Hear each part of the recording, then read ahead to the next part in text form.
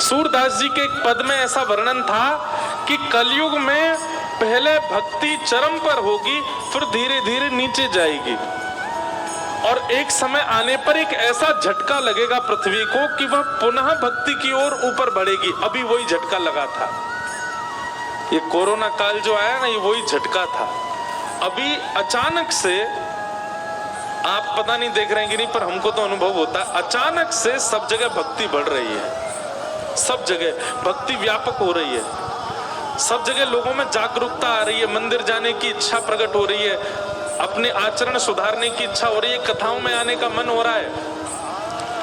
परंतु सूरदास जी कहते हैं एक बार भक्ति ऊपर की ओर जाएगी और फिर एक समय के बाद जैसे ही भक्ति नीचे की तरफ आएगी फिर कभी नहीं उठेगी। भगवान ना करे वो दिन हम देखें कि भक्ति नीचे आ रही है, पर आएगी जरूर। और उसके बाद घटती चली जाएगी, स्थिति ये हो जाएगी कथा पंडाल आदि ये सब तो बना ही नहीं करेंगे, व्यासों को ढूंढा जाया करेगा। कहाँ है ये व्यास, ढूंढो इनको, निकालो इनको इनके घरों से।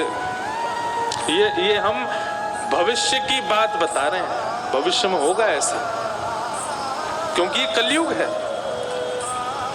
सतयुग, त्रेता, द्वापर, इनमें तो दो दो राक्षस थे, पर कलयुग में जितने मानव हैं सब राक्षस बन जाएंगे। इतना भयावह हो जाएगा कलयुग। और राक्षस बन जाएंगे इसका मतलब ये नहीं है कि हमारे भी 10 सिर निकल आएंगे, हमारे बड़े बड़े दांत आ जाएंगे, हम भी वैसे सींग वाले हो जाएंगे। नहीं, हम दिखेंगे ऐसे ही जैसे अभी दिख रहे हैं। हमारी विचारधाराओं में राक्षसत्व आ जाएगा, और अब भी आ चुका है। कई लोग अभी भी राक्षसत्व में ही हैं। तो सत्य एक चरण बचा है। कलयुग को जैसे ही देखा, परीक्षित जी महाराज ने तलवार निकाल करके जैसे ही उसको मारना चाहा, चरणों में गिर गया, बोले महाराज मुझे मत मारो। कौन हो तुम? बोले युग व्यतिक्रम, सतयुग के बाद त्रेता आता है, त्रेता के बाद द्वापर, द्वापर के बाद अब मेरी बारी है, मेरा नाम कलयुग है। परीक्षित जी बोले तुम कब आए? बोले भगवान कृष्ण जिस दिन पृथ्वी छोड़ के गए उसी दिन आ गया था मैं, और उसी दिन से मैं व्यापक हो रहा हूं। परीक्षित जी महाराज बोले तुम ऐसे खुलेआम घूम नहीं सकते, मैं तुम्हें बांधूंगा। और 4 स्थानों में कलयुग को बांध दिया।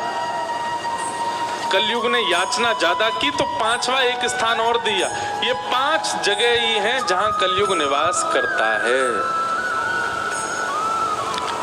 आश्चर्य की बात है, विडंबना की बात है कि कलयुग के पास 6वां स्थान नहीं है, केवल 5 स्थान है। लेकिन फिर भी उस कलयुग का हम लोगों के ऊपर आक्रमण है। इसका मतलब हम सब ने इन 5 में से किसी एक जगह का आश्रय लिया है।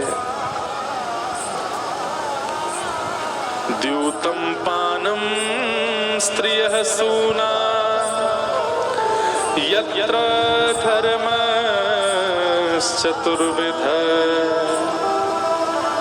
द्यूतम पानम स्त्रियः सूना, ये 4 स्थान हैं कलयुग के। सबसे पहला स्थान का नाम क्या है? जुआ। कलयुग जुए में रहता है। अच्छा देखो, जुआ से लोग केवल एक चीज समझ जाते हैं कि जो लोग पेड़ के नीचे बैठ करके नुक्कड़ पे खेलते हैं वही जुआ है। नहीं, जुआ का सीधा अर्थ लगाइए, द्यूतम का सीधा अर्थ लगाइए कि आप अपने घर की लक्ष्मी यानी कि धन का जहां भी असद व्यय करते हैं, असद स्थान पर उसको देते हैं, वो सब द्यूतम है।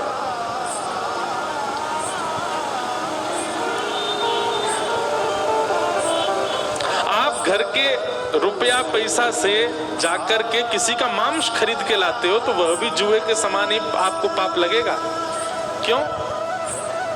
आपने लक्ष्मी को वहां बैठा दिया जहां की वो अधिकारिणी नहीं थी।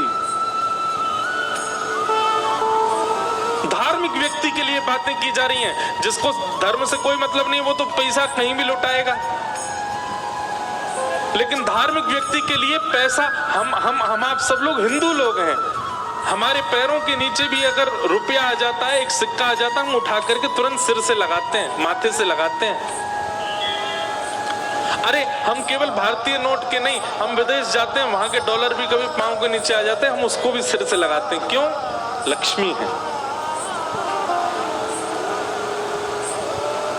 और शर्म नहीं आती व्यक्ति को, वही लक्ष्मी देकर के वो मदिरा ले लेता है और पी लेता है, वही लक्ष्मी देकर के वो मांस खरीद लेता है, वही लक्ष्मी देकर के वो गलत कार्य कर लेता है।